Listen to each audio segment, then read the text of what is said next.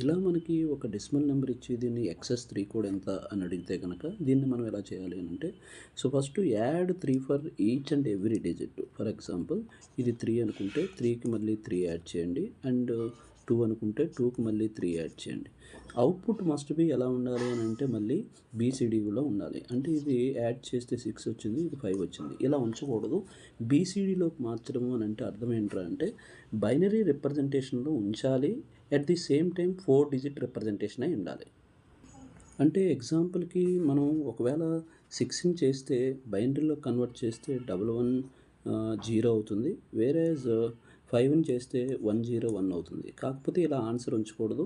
Output must be 4 digit అయి ఉండాలి. 4 digit representation is also called as BCD code అని అంటాం.